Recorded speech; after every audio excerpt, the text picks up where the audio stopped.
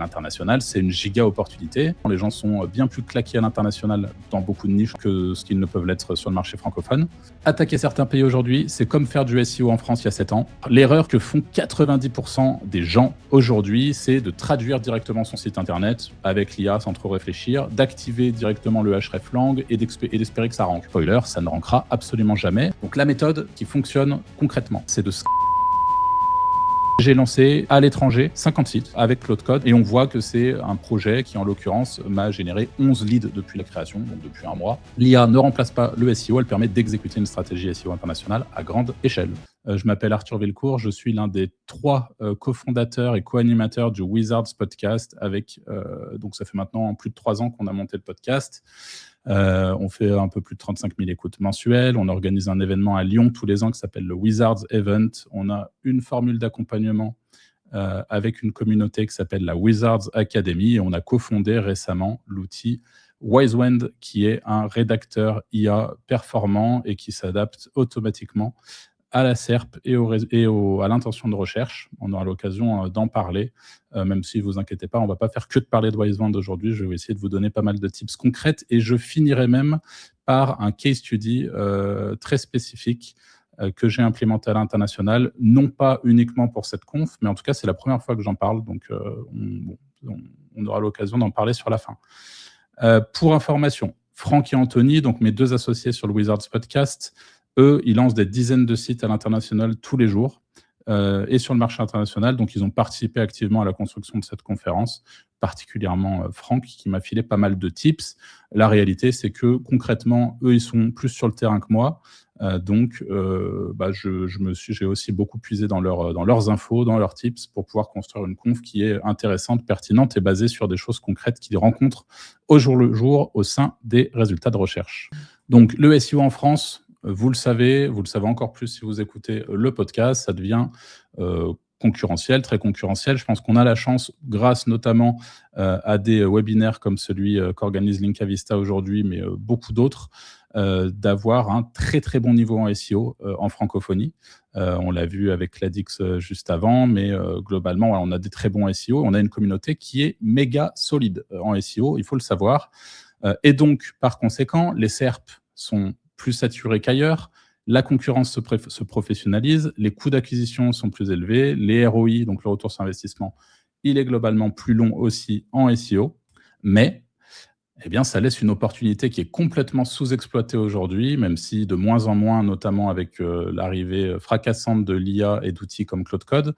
L'international, c'est une giga opportunité parce qu'il y a moins de concurrence qualitative. Globalement, les gens sont bien plus claqués à l'international, dans beaucoup de niches en tout cas, que ce qu'ils ne peuvent l'être sur le marché francophone.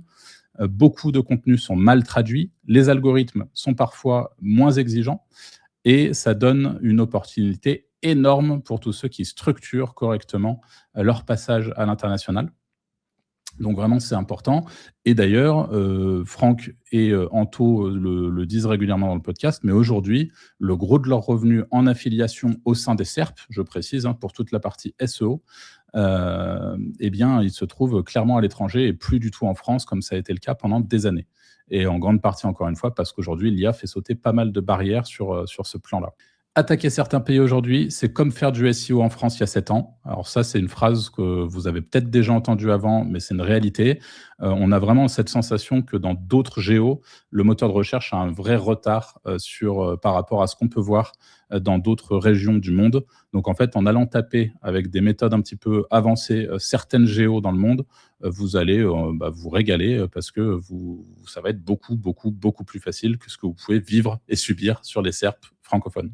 Donc, au niveau des erreurs, l'erreur que font 90% des gens aujourd'hui, c'est de traduire directement son site internet avec l'IA sans trop réfléchir, d'activer directement le hreflang et d'espérer que ça rank. En gros, ça, c'est le combo. Alors, il y a des fois, quand on fait les choses comme des gros bourrins, ça peut fonctionner, donc pourquoi pas. Mais la bonne manière de faire, en tout cas si vous travaillez sur un projet legit, c'est de faire les choses différemment. Et pourquoi ça ne marche pas ? Parce que la SERP, justement, elle est différente. Donc, le résultat de recherche est différent en fonction de si je vais taper mon mot-clé en France ou au Canada francophone, par exemple, donc au Québec. La SERP sera pas la même, l'intention de recherche sera pas la même, les entités locales seront différentes, les références culturelles changent également. Et tout ça, c'est pris en compte par l'algorithme. Et donc, du coup, ça va aller plus loin qu'une simple traduction pour pouvoir vous adapter à la SERP et être performant dans les résultats de recherche. Alors, je vais juste, parce que je suis sûr que ça pourra aider certaines personnes parmi vous, prendre le temps, pendant 2 petites secondes, de vous réexpliquer ce que c'est qu'une intention de recherche. Et ce que je vous propose, c'est qu'on regarde rapidement ces quelques sites sur le mot-clé AI Detector aux États-Unis. Alors, la page, il y a un petit bug sur la gauche, là, sur 0GPT, donc qui est sans doute le premier d'ailleurs détecteur d'IA quand on tape AI Detector aux États-Unis. Ensuite, on a Quillbot. Ensuite, on a Copylix et Grammarly. Alors, ce qu'on peut voir sur ces 2 slides, c'est très important de le comprendre, c'est qu'il y a une intention de recherche qui saute aux yeux. Et si elle ne vous saute pas aux yeux, c'est qu'il y a un petit souci. Et on va essayer de faire en sorte que ça vous saute aux yeux à l'avenir et que vous ayez vraiment ce réflexe quand vous tapez, quand vous cherchez à aller attaquer un mot-clé spécifique, eh bien, de vous renseigner et d'aller rechercher vous-même avec beaucoup de bon sens quelle est l'intention de recherche derrière cette requête. Je vous coupe quelques instants pour vous présenter Linkavista, le partenaire de cette vidéo. Si vous faites du SEO, vous savez que le netlinking reste un levier essentiel pour ranker sur Google. Le problème, c'est que trouver des bons spots peut vite devenir chronophage et parfois très cher. C'est justement pour ça qu'on a créé Linkavista, une plateforme de netlinking pensée par des SEO pour les SEO. Aujourd'hui, vous avez accès à plus de 35 000 sites sur la plateforme dans toutes les thématiques. Avec plus de 15 000 sites au prix le plus bas du marché français, vous pouvez aussi acheter des backlinks avec des données Search Console vérifiées, ce qui permet de se baser sur du trafic réel et pas uniquement sur des estimations d'outils. Si vous voulez aller plus vite, il y a aussi la section Top Sites, qui regroupe les spots les plus achetés et les plus performants de la plateforme. Ils sont maintenant triables par catégorie. Pour ceux qui font du volume ou du relinking, il y a également des backlinks à partir de 7 €. Ils sont parfaits pour pousser des pages secondaires ou tester de nouveaux projets. Vous pouvez faire votre commande en 3 clics grâce à l'option commande express. Et nouveauté, le catalogue international se développe chaque semaine. Vous pouvez maintenant filtrer par langue pour trouver des sites anglophones, hispanophobes, germanophobes et bien plus. Si vous voulez tester Linkavista, vous retrouverez le lien dans la description. Et maintenant, on reprend la vidéo. Et donc, un débutant complet, là, demain, je sais pas, il y a mon cousin qui s'est mis à faire du SEO la semaine dernière, et je lui dis, bah écoute, je te lance un challenge, il faut que tu te positionnes sur le mot-clé AI Detector sur Google. Eh bien, mon cousin qui est claqué en SEO, débutant, il va aller sur ChatGPT et il va lui dire « Tu es un expert SEO depuis 10 ans, tu es spécialisé en rédaction en anglais, crée-moi le contenu d'une page qui a vocation de se positionner sur AI Detector. » Et ChatGPT vous fait un truc claqué, AI Detector, nanana. Ça, vous le mettez avec 2-3 images sur une page avec un titre optimisé et vous vous dites bah, « Écoutez, espérons que ça rank. » Spoiler, ça ne rankera absolument jamais. Pourquoi ?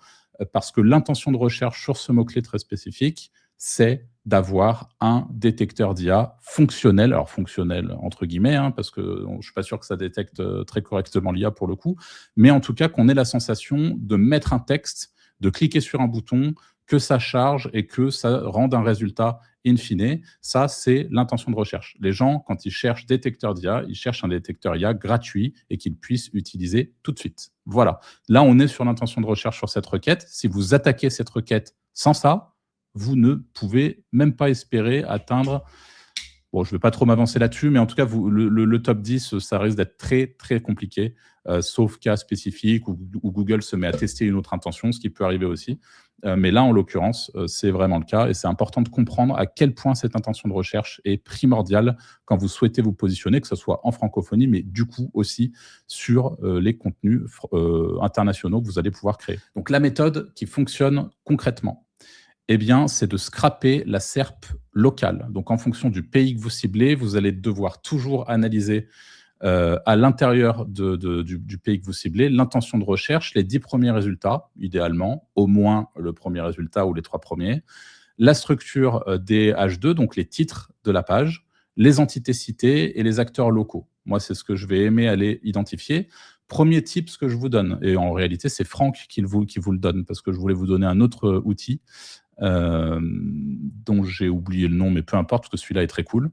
Et Franck me dit, ah bah celui-là, je l'ai découvert il y a quelques jours, il est vraiment chouette. Donc, si vous ne l'avez pas, c'est une petite extension Chrome qui s'appelle SEO, espace Search, espace Simulator, espace By, espace Night Watch. Et c'est un petit outil qui vous permet de faire des recherches dans n'importe quel pays, n'importe quel géo, depuis n'importe quelle langue, etc. C'est très pratique, c'est évidemment gratuit. Et là, en l'occurrence, dans le petit test que j'ai fait concrètement pour imager ce que je viens de commencer à vous expliquer sur la recette qui fait un bon contenu à l'international, il y a, du coup, j'ai utilisé le mot-clé Cheap Car Insurance, donc assurance voiture pas chère aux États-Unis. C'est le mot-clé que je suis allé taper. Et j'ai récupéré, on voit qu'il y a 2 résultats juste ici. Peu importe d'ailleurs quels sont les sites, vous pourrez aller faire le truc avec le petit Night Watch de votre côté. Mais on a 2 sites qui sont sortis dans le top 2. Je suis allé récupérer le top 1, récupérer le top 2 et je suis allé directement sur un autre outil qui est très cool.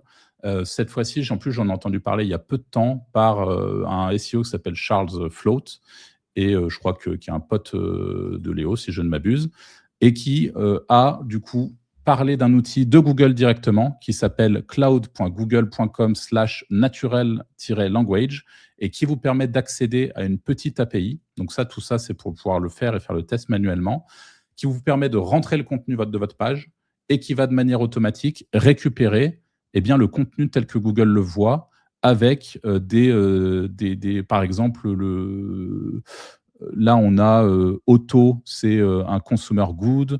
On a state, c'est une location. Adresse, c'est une location. Et en fait, chaque mot de la page, il va l'identifier comme étant, comme appartenant à une certaine catégorie au sein de son système d'analyse. Et encore une fois, on a accès directement à un outil de Google et de la manière dont Google a d'analyser une page. Donc moi, ce que je fais assez logiquement, c'est que je prends la page numéro 1, je l'analyse à l'intérieur de cet outil. Je prends la page numéro 2, je l'analyse à l'intérieur de cet outil. Je vais chez mon meilleur ami qui s'appelle Claude.ai et je vais directement aller copier le résultat, donc tout ce que me donne Google en sortie sur les 2 pages, et je vais lui dire voici l'analyse sémantique via Google.cloud, enfin via l'outil de Google dont je vous parlais, de la page de mon concurrent principal sur le mot-clé Cheap Car Insurance, puis celle de ma propre page. On fait comme si la deuxième page m'appartenait. J'ai besoin de toi pour me donner tous les éléments qu'il a et que je n'ai pas. Donc Claude s'occupe de l'analyse derrière. Il identifie assez rapidement certaines choses, notamment le fait, et il va me résumer à la fin, donc je ne vais pas rentrer dans le détail ni tout vous lire, mais il y a toute une notion de réduction et de programme spécifique avec des discounts que font mon concurrent fictif et que je ne fais pas sur ma page à moi. Il y a des actions et conseils pour baisser les tarifs et des termes et concepts sémantiques qui sont massivement travaillés sur la page qui est première, sur le mot-clé, mais qui sont évités de manière volontaire sur la deuxième page qui va utiliser le terme affordable. Donc, comment dire le terme affordable, ça veut, en gros, c'est achetable. Enfin, c'est pas du tout le bon terme, mais peu importe, je ne vais pas me bloquer là-dessus. Mais c'est plus gentillet, on va dire, que cheap, qui peut avoir une connotation un peu désagréable et négative. Donc là, en résumé, les gros gaps prioritaires à retravailler sur la page qui est deuxième aujourd'hui, avec l'analyse que j'ai faite, c'est les champs sémantiques cheap, avec la première page qui travaille massivement sur le mot-clé cheap directement et qui l'assume au sein de sa page parce qu'ils savent que sémantiquement, c'est un mot-clé qui est important pour eux au niveau de leur acquisition. En le redéfinissant positivement. Donc ça, c'est intéressant. C'est à la fois, ils l'assument, à la fois, ils le redéfinissent positivement. Et All State, donc la deuxième page, l'évite complètement au profit de Affordable uniquement, ce qui est un manque sémantique majeur sur cette requête. Donc là, c'est le premier gros point d'analyse. Ensuite, on a les conseils actionnables pour baisser ses tarifs, avec la première page qui a une section riche, avec plus de 8 conseils pour faire baisser les tarifs de son assurance. Là où Allstate est beaucoup plus superficiel sur ce point-là. Donc, éventuellement, un axe d'amélioration de contenu à apporter également. Et les réductions spécifiques nommées, donc par exemple, pour les anciens, les Navy, enfin les Navy, je ne sais pas si c'est le nom, mais les anciens militaires américains, ceux qui ont un membership alumni, enfin voilà, des réductions spécifiques à certaines typologies de personnes. Voilà, c'est vraiment les 3 axes qui existent sur la page de mon concurrent, qui n'existent pas chez moi. Et donc, si je devais aujourd'hui rebosser sur cette page en termes de contenu, c'est clairement sur ces 3 axes-là qu'il faudrait que je travaille. Et donc, par conséquent, l'outil que je vous ai montré de Google est très pratique pour ça, pour identifier facilement tous ces manquements et toutes ces choses à corriger. en supposant bien sûr que vous arriviez sur un mot-clé où pour le coup, vous n'avez pas de page. L'idée, c'est d'aller récupérer le top 3, de faire le même travail et de lui copier directement à Claude manuellement le top 3 et d'aller lui dire, voilà, voici le top 3, voici de quoi il parle, voici les entités, voici l'analyse de l'outil de Google. Maintenant, j'ai besoin d'outperformer mes trois futurs compétiteurs. Donc, aide-moi à construire la page idéale, le contenu idéal, le plan idéal, et on aura l'occasion de voir ça un petit peu plus tard. Identifier les entités locales. Donc, pour le coup, vous avez une méthode alternative pour identifier les entités locales. Donc, tout ce qu'on vient de voir globalement au travers de l'outil de Google et en allant manuellement mettre le contenu dans l'outil de Google qui nous ressort les entités, on les copie-colle dans Claude. On a l'impression d'être en 2025 et pas en 2026. En 2026, on va essayer d'être un petit peu plus efficace pour ça. Et moi, je vous recommande pour tous ceux qui, même si comme moi, vous n'êtes pas trop technique, un outil qui s'appelle Claude Code, qui est absolument génial, et le case study que je vous montre à la fin de cette conférence, il est intégralement basé sur Claude Code d'ailleurs. Mais sur Claude Code, vous allez pouvoir du coup plugger directement une API, il y en a plein d'autres sans doute, qui s'appelle SEM Scrapper, c'est celle que j'utilise, donc je vous en parle, et qui permet typiquement de récupérer ce type d'informations. Vous avez également Data for SEO qui va vous permettre de récupérer pas mal d'infos sur ces sujets-là, et vous pouvez assez facilement construire un système ou même un skills à l'intérieur de Claude Code qui va vous permettre d'aller analyser une intention de recherche, d'aller analyser une SERP et de vous faire un compte-rendu des éléments importants à implémenter dans votre futur contenu. Et pour les moins techniques, vous pouvez aussi, pourquoi pas, essayer d'aller directement sur ChatGPT ou Claude. Pour être tout à fait transparent, étant depuis des années un utilisateur de ChatGPT, vous l'avez peut-être compris, je suis assez récemment passé sur Claude et je trouve que Claude est 20 fois mieux que ChatGPT. Donc, je vous invite vraiment, si ce n'est pas déjà le cas, à faire la transition. Alors, peut-être que certains d'entre vous sont directement sur Gemini, certains sur Perplexity, peu importe.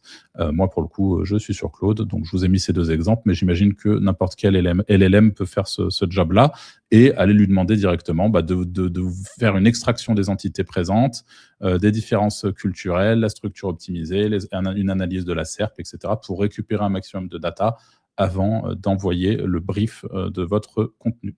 Alors, je vais vous parler évidemment de ce qu'on permet de faire avec Wisewand, parce que la réalité de tout ce que je viens de vous montrer, c'est que ça fonctionne très bien. Vous avez moyen de vous faire des solutions maison qui font du contenu relativement quali. Si vous n'avez pas envie de réinventer la roue, eh bien, il se trouve qu'avec Wisewand, on vient de passer à l'international avec notre outil et que typiquement, ce que je vous ai montré là, l'outil le fait de manière automatique et est franchement très performant pour le faire. Je vais vous montrer quelques exemples et quelques petites choses que j'ai faites directement avec dans le cadre de cette conférence.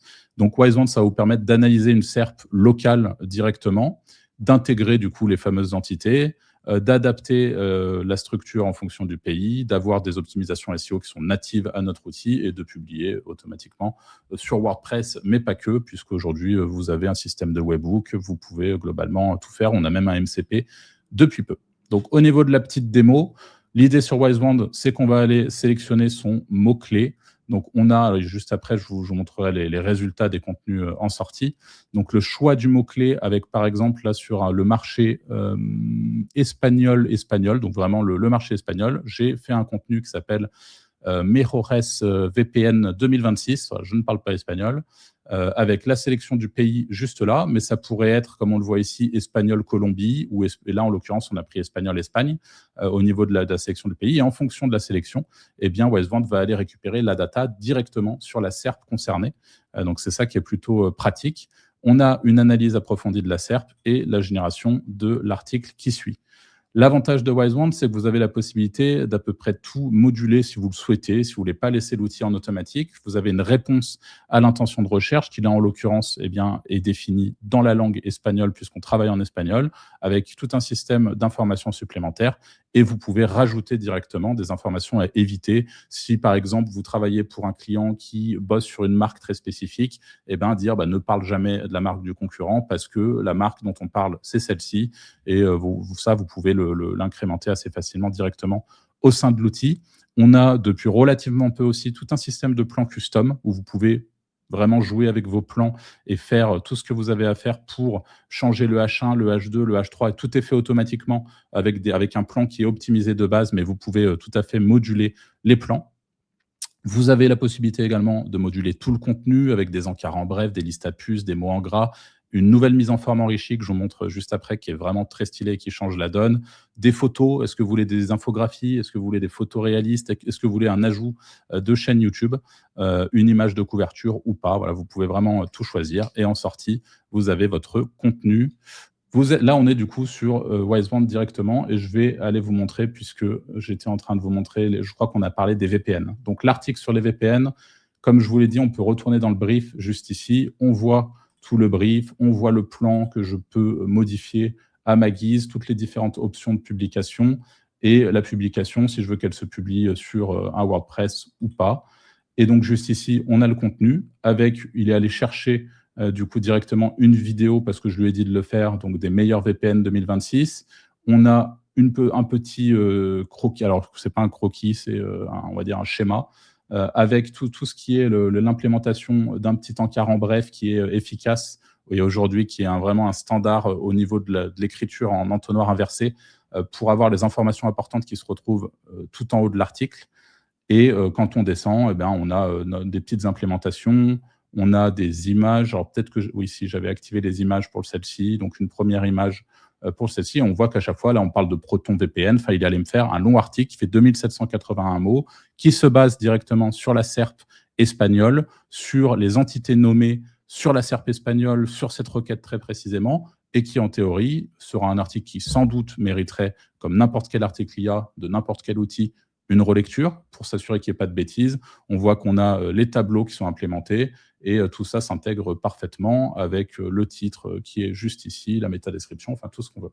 Ça, c'est le premier contenu. Le deuxième contenu que je vais vous montrer, donc je fais un peu la même chose pour Small Business CRM How to Pick Up the Perfect Tool en 2026, avec une petite vidéo sur les petits CRM du coup, donc une autre requête. Là, cette fois-ci, j'ai coché dans mon brief, juste ici, une option qui s'appelle Widget interactif, vidéo YouTube photoréaliste. Donc, si je retourne au sein de mon contenu, on voit que j'ai un petit widget. Alors, est-ce que ça a un grand intérêt? Ça va dépendre des requêtes, etc. Là, je ne suis pas sûr, mais en l'occurrence, si je cherche, par exemple, à automatiser mes follow-up et que mon équipe est une équipe de 5 personnes et que j'ai un budget de temps par personne, eh bien, mon petit outil me dit, bah, du coup, toi, il te faut un growth mid-tier CRM, etc. Et il va me conseiller dans ce dont j'ai besoin. Et ensuite, on a Pipedrive, par exemple, qui est un CRM, qui est cité avec les pros, les cons. Tout ça, c'est fait de manière entièrement automatique. Et encore une fois, c'est basé cette fois-ci sur le mot-clé Small Business CRM, sur la requête. Là, pareil, on peut aller regarder donc anglais États-Unis, mais j'aurais pu aller sur anglais Australie, anglais Émirats Arabes Unis, anglais Égypte, anglais Inde, peu importe. Et ça irait chercher directement au sein de la SERP sur ces différents pays. Donc, tout le travail que je vous présentais au début de cette conf, finalement, il est au moins pré-mâché, si ce n'est automatique, avec Wiseband. Et pour finir, pour ne pas trop vous endormir avec les résultats, mais là, on a un cas qui est assez rigolo. J'ai fait un petit test ici, où j'ai directement mis une vidéo. Alors, puisque je vous partage mon écran, je vais aller tout simplement vous montrer de quelle vidéo je parle. Il y a de ça quelques temps, il y a un an, un peu plus d'un an, j'ai créé cette vidéo qui s'appelle « Le guide complet du SEO en 2026 », qui est très complète pour le coup. C'est un vrai guide du SEO qui a bien fonctionné, qui a fait plus de 70 000 vues sur YouTube. Et je me suis dit, pourquoi pas aller cibler les Polonais en Pologne, donc sur la SERP polonaise. Et là, cette fois-ci, je vais simplement lui mettre en sujet l'URL de ma vidéo, .bar. Et je lui mets vraiment rien d'autre. Et on voit qu'il m'a fait un contenu, alors pareil, je ne parle pas polonais, mais très complet, avec qui parle du coup du SEO. Alors là, cette image, pour le coup, c'est peut-être un loupé. Je suis en live, je n'ai absolument pas checké. Là, on a le contenu marketing, mais en tout cas, on a un long contenu qui reprend tous les éléments importants de ma vidéo et qui ont fait un article efficace pour être utilisé au sein des SERP. Donc ça, c'était mon petit exemple pour le YouTube Into article SEO international. Ça, c'est plutôt pratique quand vous avez un support qui, vous savez, est qualitatif. Et bien souvent, les vidéos YouTube sont très qualitatives. Connaissant bien YouTube, Et étant un gros consommateur de YouTube, il y a beaucoup de sujets qui sont très bien traités sur YouTube. Et en fait, le fait de pouvoir comme ça juste envoyer l'URL et d'avoir derrière notre outil qui crée un article vraiment quali, qui a vocation à se ranker sur le mot-clé de la vidéo, c'est quand même plutôt chouette. Donc, je voulais aussi vous montrer cette partie-là. Au niveau des stratégies avancées. Donc, je vous l'ai dit au démarrage, aujourd'hui, si vous regardez un petit peu le Wizards Podcast, vous le savez, il y a la fameuse phrase de Franck, lance TD, si tu fais un double 6, tu ranks en SEO. Et là, pour cette partie-là, on va parler très spécifiquement des gens qui font ici du volume ou du spam. C'est-à-dire qu'ils vont créer des sites en volume, qui vont faire du black hat SEO. On est un peu moins, évidemment, sur des stratégies très long terme, voire moyen terme. On est plus sur des stratégies court terme où l'objectif, c'est d'envoyer énormément de volume grâce à l'IA et de faire en sorte que ça rank. Il faut savoir que Anthony, qui se trouve à gauche sur la petite image, eh bien, est un fervent spammer. C'est vraiment quelqu'un qui spamme les SERP en boucle depuis des années, de longues années même. Et il n'a jamais eu autant de mal qu'aujourd'hui, en 2026, début 2026, de positionner des sites. Et par positionner des sites avec du spam, on entend du coup juste le fait qu'ils s'indexent et qu'ils ne prennent pas de filtre au démarrage et au lancement du site. Et quand je vous dis des sites, ça peut être des noms de domaine expirés, ça peut être des recfi qui sont des noms de domaine expirés, ça peut être des noms de domaine neufs, et bien souvent, c'est des EMD. Voilà. Donc, le résultat, c'est que concrètement, d'après nos tests, et c'est aussi d'après mes tests à moi pour le coup, puisqu'on y viendra avec le case study, mais il y a environ 80 à 90% des sites qui juste sont des flops et qui en fait ne repartent strictement jamais. Ce qui veut dire que vous avez quand même 10 à 20% des sites qui vont repartir, et par repartir, j'entends faire un minimum de trafic sur certaines pages et se positionner un minimum. Hein. Ça ne veut pas dire que le site, ça va être une fusée, mais du coup, vous allez pouvoir quand même le monétiser à peu près en principe. La solution, du coup, selon Franck et Anthony, là-dessus, c'est vraiment de faire plus de volume que le concurrent. Et on est un petit peu dans un jeu, là, en début 2026, où sur des thématiques très concurrentielles en affiliation, parce que nous, c'est des thématiques qu'on connaît plutôt bien. Le jeu actuellement, enfin il y en a plusieurs des jeux, mais l'un des jeux, c'est vraiment d'envoyer du volume de sites. Et par volume de sites, on entend les gros acteurs sur les grosses thématiques, ils envoient entre 500 et 1000 sites par jour, nouveaux domaines, EMD, etc. Donc il y a vraiment énormément de volume produit pour un gros taux de loupé, mais étant donné que le peu qui rentre sont largement rentabilisés, in fine, la rentabilité est là. Mais en fait, il y a une poignée d'acteurs qui, de plus en plus, vont avoir la main sur une grosse partie du marché. Ça, c'est ma théorie un peu plus, mais voilà. Donc, lancer moins de pages, c'est le conseil très récent d'Anthony là-dessus. Faire du régional, grosso modo. Donc, pour tous ceux qui faisaient des sites de leads locaux, notamment, que ce soit à l'étranger ou en francophonie, eh ben, le fait de faire un peu moins de pages et au lieu de couvrir la France entière, faire une région, ou au lieu de couvrir un pays entier à l'étranger, faire une région de ce pays, une certaine localité, vous vous assurez pas non plus que ça va fonctionner, mais vous mettez un peu plus de chance de votre côté, je vais le dire comme ça. Exploiter des expirés avec une fiche Google My Business sur le local. Peut-être que pour beaucoup d'entre vous, je vous apprendrai rien, mais c'est quand même un très gros signal, que ça soit en France ou à l'étranger, pour Google. C'est sans doute le meilleur des signaux d'ailleurs quand vous faites du lead, de récupérer des sites qui ont déjà une Google My Business, de relancer ces sites-là et de bénéficier de l'autorité d'une certaine manière qu'amène la fiche Google My Business. Ensuite, les EMD, Exact Match Domain, évidemment, c'est toujours viable, donc profitez-en dans vos stratégies. Un TLD, alors ça, c'est intéressant, c'est Franck qui me disait ça. J'aurais eu tendance à penser le contraire, que les TLD, c'est quand même extrêmement, extrêmement important, mais de plus en plus, ils voient des TLD un peu what the fuck rankés sur des géos un peu what the fuck. Ça veut dire quoi?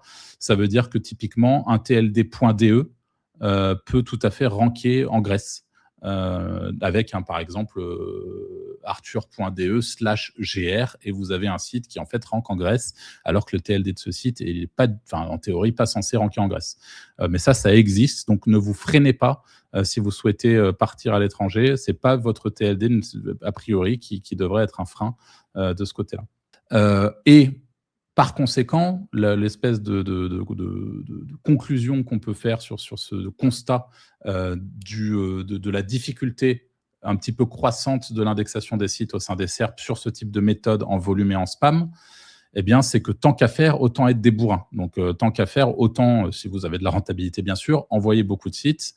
Et tant qu'à faire, faites les bourrins, c'est-à-dire faites l'inverse de ce que je vous disais au tout départ. Mais au tout départ, je m'adressais peut-être un petit peu plus aux agences, aux gens qui gèrent des clients ou aux gros projets white hat et qu'on veut pérenne dans le temps.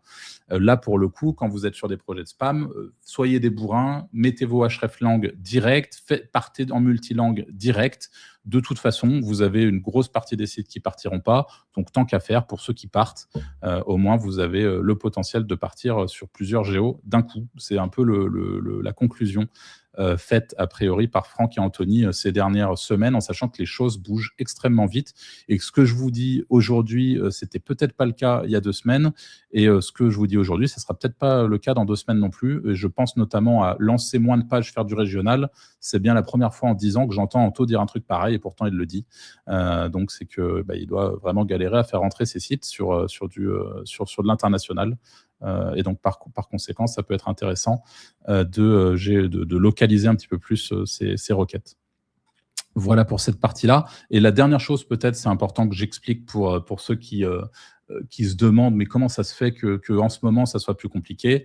La théorie qu'on a là-dessus, c'est que Google, forcément avec l'arrivée de l'IA, l'arrivée d'outils qui permettent de faire du SEO programmatique comme Claude Code ou d'autres outils avant lui, fait que Google aujourd'hui, et ça depuis un moment d'ailleurs, il a des gros problèmes avec ce qu'on appelle son crawl budget, donc le budget qu'il alloue au crawling des pages sur son moteur de recherche. Par conséquent, il va être beaucoup moins apte à crawler, ou en tout cas, il va moins vouloir le faire, et donc il va être plus chiant avec ça, et donc ça peut être galère de se faire indexer, et au-delà même de l'indexation, ça peut être beaucoup plus facile surtout de se faire filtrer un site. Voilà, c'est en tout cas la théorie. Maintenant, je vais vous parler d'un case study très concret que j'ai implémenté il y a de ça... ça fait 1 mois, je pense, maintenant, tout pile, que j'ai implémenté ce case study, ou presque. Ça doit faire un bon 3 semaines, bien tassé en tout cas. Et j'ai lancé à l'étranger 50 sites avec Claude Code. La moitié de ces sites sont des sites WordPress, même s'ils ont été créés avec Claude Code. L'autre moitié de ces sites sont des sites en statique, donc PHP, et ça s'arrête globalement là. L'objectif de ce case study, c'est que je vous montre un petit peu les résultats que j'ai eus avec quelques petites choses que j'ai pu implémenter. Et on voit que c'est un projet qui, en l'occurrence, m'a généré 11 leads depuis la création, donc depuis 1 mois. Difficile de vous dire si je suis satisfait ou la réalité, c'est que je pense que ça m'en touche une sans faire bouger l'autre, on va dire ça comme ça. Il y a des sites qui sont partis. On est à peu près dans les ratios, voire un petit peu mieux, mais on est sur un pays à l'étranger où je me suis justement localisé à l'intérieur du pays, ce qui me permet d'avoir justement cette notion de région et de ne pas taper trop large, trop fort, trop vite. Dans la stratégie d'indexation du site également, j'ai essayé, suite au conseil de Franck, et c'était malin de sa part, vous allez le voir, d'implémenter un système qui me permettait d'y aller de la même manière assez progressivement. Mais quoi qu'il en soit, voilà, j'ai lancé 50 sites et l'idée, c'est de pouvoir vous faire un petit compte-rendu de ce qui a marché, ce qui n'a pas marché. Alors là, je me suis dit, va falloir quand même que je leur montre un site. Mais vous connaissez le monde de l'édition de sites. C'est difficile de vous montrer les choses de but en blanc. Surtout que c'est un case study pour le coup qu'à la base, j'ai prévu pour la Wizards Academy. Donc, je vais pouvoir le montrer à l'intérieur de notre formation en clair. Mais là, c'est difficile publiquement avec les rediffs, etc., de vous montrer le truc. Même si la niche, encore une fois, vous l'avez vu, hein, je ne suis pas devenu millionnaire et je ne deviendrai pas millionnaire avec cette niche. Mais l'idée, c'est de vous montrer, ça c'est la petite capture de lead qui se trouve au-dessus de la ligne de flottaison. À gauche, là, je ne peux pas vous montrer avec ma souris, mais vous avez le H1, grosso modo, la promesse du site. On est sur de la récolte de leads et de la revente de leads à l'international. Et vous pouvez le voir d'ailleurs pour les plus perspicaces, on est sur du néerlandais. Voilà. Comme ça, vous êtes au moins au courant de ça. On a un tout petit CTA en haut à droite, mais globalement, voilà, c'est des sites qui sont très simples, que ça soit en WordPress ou en PHP. Vous avez du contenu, évidemment, tout ce qu'il faut, le maillage interne qu'on retrouve ici, donc avec les différentes villes qui sont répertoriés, et quand on clique, eh bien, on est redirigé évidemment sur la page dédiée à cette ville avec le mot-clé. C'est tout le principe de ce type de site. Et ici, dans mon interface, on a les résultats. Et donc, si on compte, on voit qu'on a 9 sites qui ont au moins généré un lead. Donc, ça veut dire que de mon point de vue, on a 9 sites qui vont servir ou ont servi à quelque chose pour le moment. Et vous le voyez peut-être pas, mais je vais vous le dire. On a du coup le premier site, c'est PHP, PHP, PHP, PHP, PHP, PHP, PHP, PHP. Et le dernier, là, c'est WordPress. Donc le dernier lead, a priori, vient de WordPress. Tout le reste, c'est du PHP.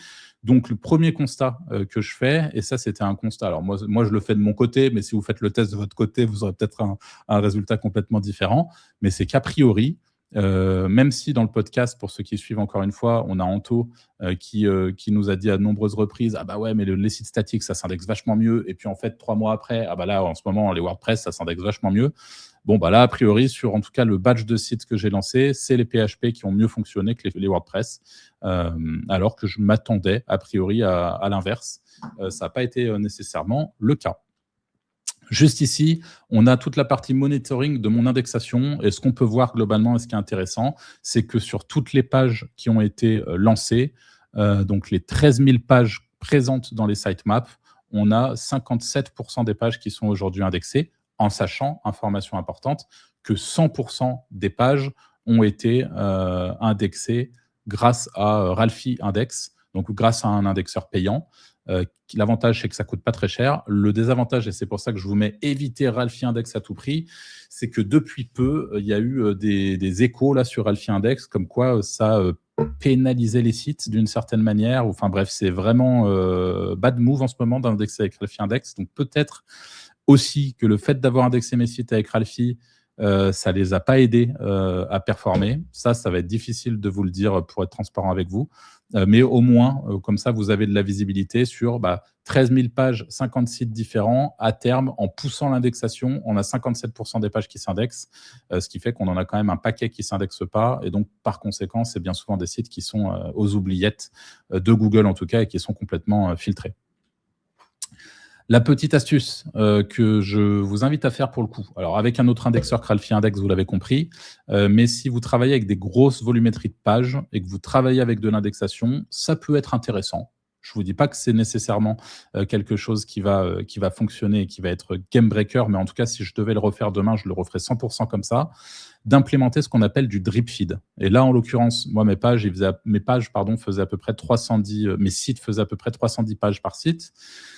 Et par conséquent, j'ai décidé de diviser en 3 jours le nombre de pages que j'envoyais tous les jours dans l'indexeur. C'est-à-dire qu'au lieu d'envoyer les 310, même si en réalité j'aurais pu, parce qu'on est sur, encore une fois, du régional, on est quelque chose de localisé, 310 pages, c'est pas énorme, mais quand vous travaillez sur la francophonie avec 12 000 pages différentes, c'est un peu violent d'envoyer les 12 000 pages en indexation d'un coup. Et Google, globalement, risque de vous tirer la gueule, si ce n'est de mettre votre site dans la case « site de merde ».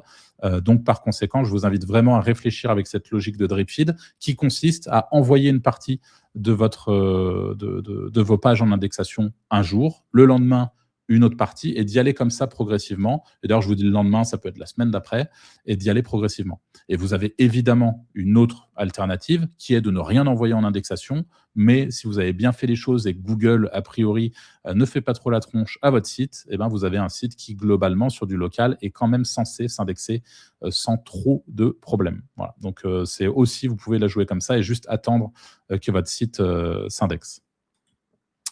Et je crois que c'est pour finir d'une certaine manière, parce que c'est sans doute l'un des derniers points dont je voulais parler avec vous par rapport à cette étude de cas.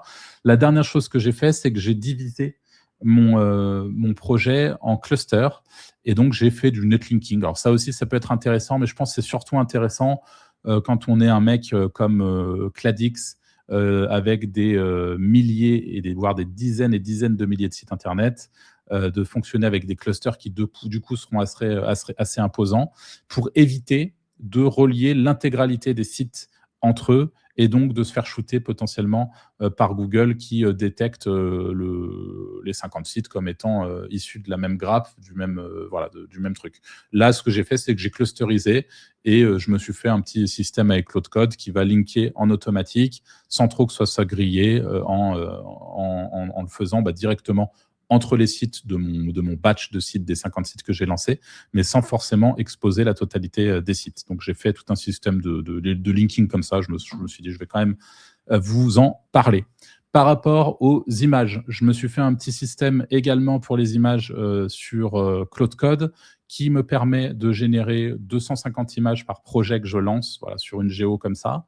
En l'occurrence, là, sur les deux projets de niche que j'ai lancés, c'était à peu près ça, 250 images par niche.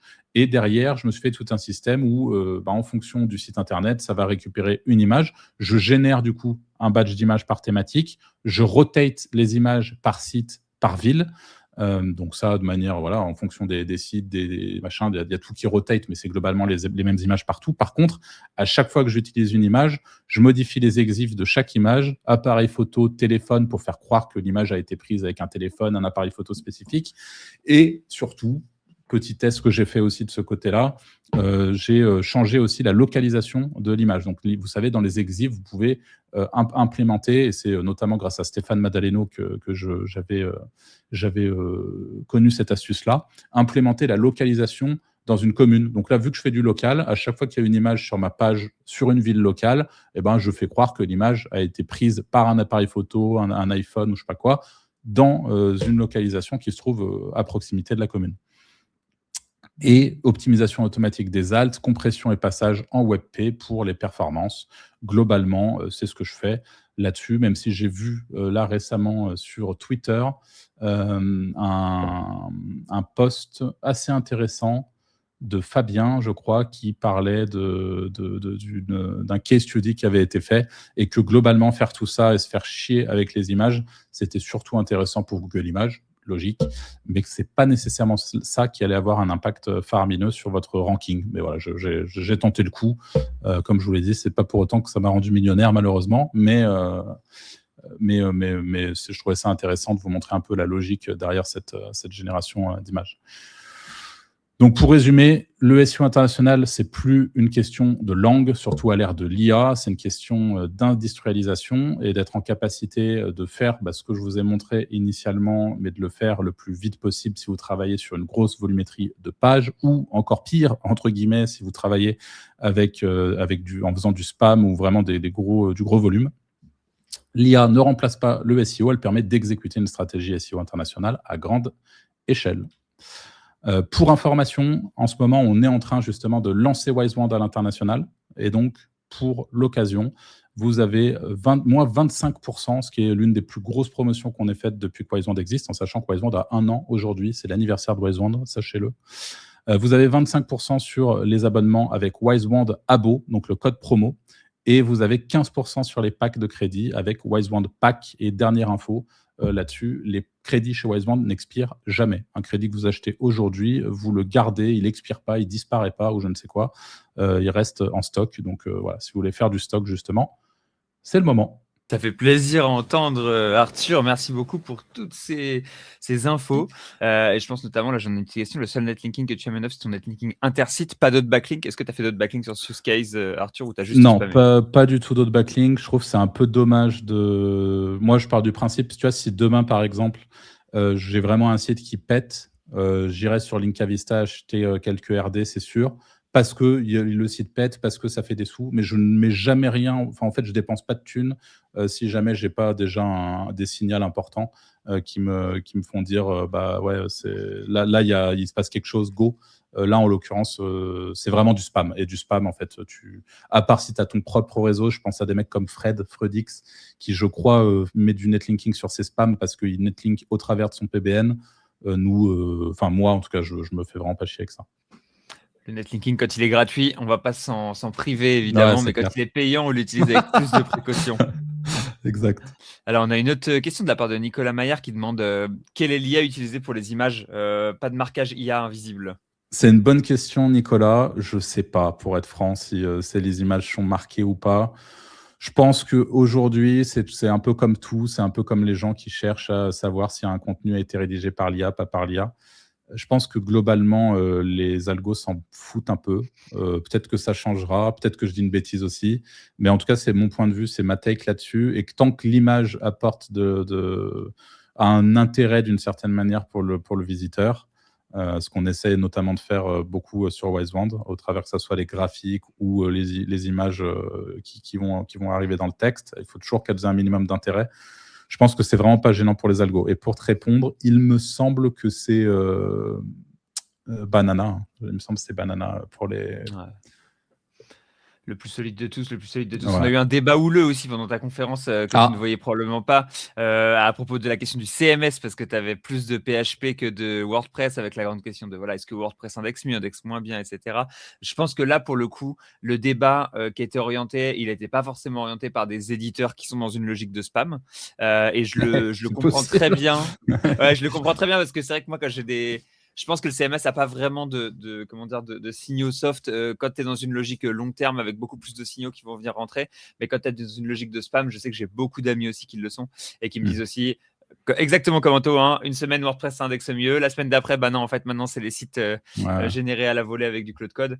Donc, je suis d'accord. Il y en a Kevin, d'ailleurs, qui faisait un petit commentaire, qui disait, ah voilà, peut-être que c'est une question de pattern, etc. Kevin qui nous rejoint dans 5 minutes et qui va pouvoir nous présenter tout ça petit à petit, quoi. On a une dernière question de la part de Manuel, juste avant que je te laisse tranquillement, qui disait sur le pricing à l'international en fonction des pays, par exemple les US, VS la Suisse, VS la France, VS les Néerlandes. Il nous demandait est-ce qu'on y a pensé? Je crois qu'on n'y a pas pensé pour le moment, Manuel. Genre, pour être tout à fait transparent avec toi, c'est vraiment pas le genre de truc que je gère perso. Faudrait à la limite, si c'est vraiment quelque chose qui t'intéresse, aller demander à Alex sur le support, parce que je pense pas qu'on ait un pricing adaptatif en fonction des pays. Mais c'est pas moi qui gère. Donc en fait, je peux pas te répondre correctement à cette question, malheureusement. Bon, bah top. Les Américains et les Suisses pourront profiter des prix bas des Français. Dans ce cas-là, ça fait plaisir. On C'est sera ça. la version de chip. Ça fait plaisir de t'avoir entendu. Sur ce, je vais te souhaiter bon après-midi. Est-ce que tu as un dernier mot de la fin à nous dire? Un grand merci pour l'invitation, Léo. Merci Linkavista.